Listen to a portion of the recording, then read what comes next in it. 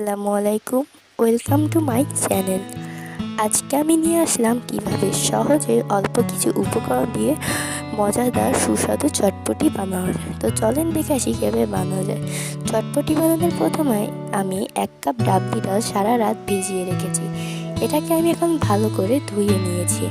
এবার এটাকে আমি কড়াইতে পানি দিয়ে নিব বেশি করে।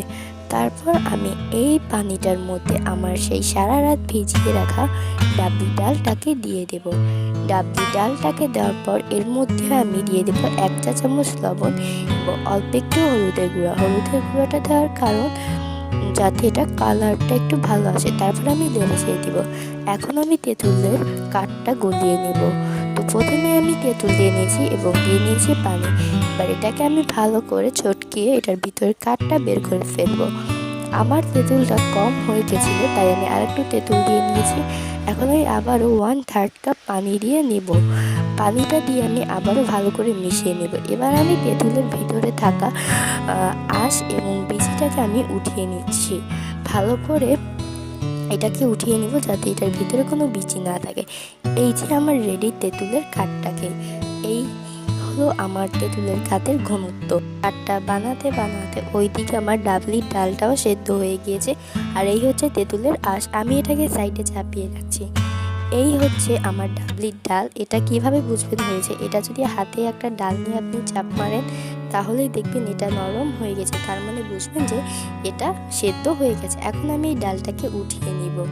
আমি এখানে একটা বাটি নিয়ে নিব এই ডালটাকে উঠানোর জন্য। এই দেখেন আমার ডালটা পুরো ভালো মতো সেদ্ধ হয়ে গেছে। তো এখন আমি এখানে একটা বাটি নিয়েছি, সেখানে আমি আমার ডালগুলোকে ঢেলে নেব।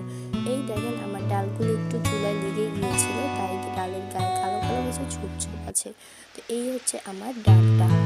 তো এখন হচ্ছে আমি এখানে পেঁয়াজ, 1 চা চামচ চাট মশলা অর্থাৎ চটপটি মশলা, বিট লবণ এবং টেস্টিং সল্ট আর নিচে 2টা ডিম আর এখানে বড় বড় 3টা কাঁচামরিচ কুচিয়ে নিয়েছি।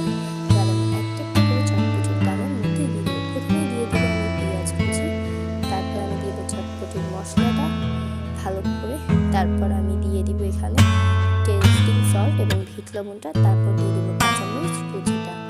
এখানে আমি অল্প ঝাল দিয়েছি।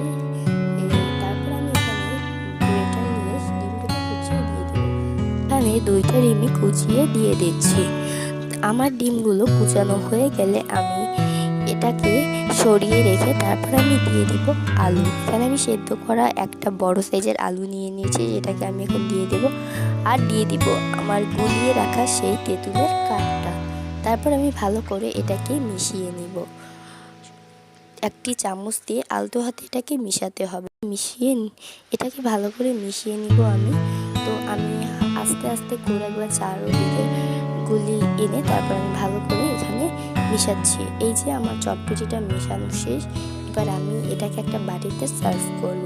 এখানে আমি একটি বাটি নিয়ে নিয়েছি এবং এখানে আমি এটাকে ঢেলে দিচ্ছি। একটা ছোট বাটিতে আমি এটাকে নিয়ে নিচ্ছি। তো এটা কতটা যে